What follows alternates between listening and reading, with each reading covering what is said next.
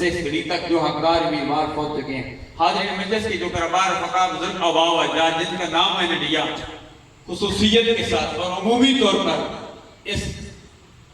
حضرت پیر میر علی شاہ صاحب علیہ رحمت، نصیر ملت پیر نصیر الدین نصیر علیہ رحمت، داتا علیہ جری علیہ رحمت، کشت عشق مصطفیٰ اعلی حضرت امام احمد رضا حبریلوی علیہ رحمت، سید کلو سرکار علیہ رحمت، جن اولیاء کاملین کے اس ماہ مقدس میں اعراض منائے جاتے ہیں، ان کے توسط سے یا الہ العالمین ہمارے عزیز و وقارت بزرگ آباء و اجداد مرکزی سیرت کمیٹی کے عہدیداران جو پہلے نظر آتے تھے آج نظر نہیں آ رہے، سب کے بعد کو درجہ بدرجہ اس سارے سوالوں قبول و منظور فرما، سب کے درجات میں بلندی عطا فرما، ہم سب خالی جولیاں لے کر تیری بارگاہ میں آئے، ہم سب کی خالی جولیوں کو اپنی رحمت سے مالا مال فرما دے، یا الہ العالمین ہم سب کا مستقبل تابناک بنا دے، تمام بیماروں کو صحت کاملہ عاجلہ مستمرہ نافعہ عطا فرما، یا الہ العالمین اس گھر میں بھی اپنی رحمت و برکت کا نزول فرما، جن گھر میں اتفاقی اتفاق میں تبدیل فرما دے، عالم اسلام کو بولبالا فرما دے، کشمیر فلسطین دوسرے چیزیں لبنان تمام مسلمانوں کا آزادی کی نعمت سے ہمکنار فرما دے، یا الہ العالمین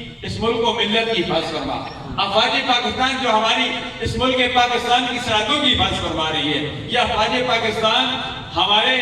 ماتھے کے جمر ہیں، یہ افواج پاکستان کا ہوتی تو ہم یہ ملک پاکستان میں سکون سے نہیں رہ سکتے، یہ سب سرکار عبد کرام صلی اللہ علیہ وسلم کا صدقہ ہے، ہمیں افواج پاکستان ملی ہے، یہ ملک پاکستان ملا ہے، یہ تو سن 1965 کی جنگ کا پس منظر پڑھیے کہ امام الانبیاء علیہ تحیت و ثنا 65 کی جنگ میں سرکار عبد کرام صلی اللہ علیہ وسلم نے اس پاکستان والوں کی مدد فرمائی ہے، یا الہ العالمین آئندہ بھی سرکار عبد کرام صلی اللہ علیہ وسلم کے زیر سایہ یا الہ العالمین ہم سب کو دین مصطفیٰ صلی اللہ علیہ وسلم کی ترویج کے لیے کام کرنے کی توفیق عطا فرما، جو میلاد مصطفیٰ کے جلوس اٹک میں ہوگا یا الہ العالمین تک سویر پورے ملک پاکستان میں یا الہ العالمین اس ملک کے میلاد مصطفیٰ کے جلوسوں کو خیر عافیت سے پیر تقریر تک پہنچا،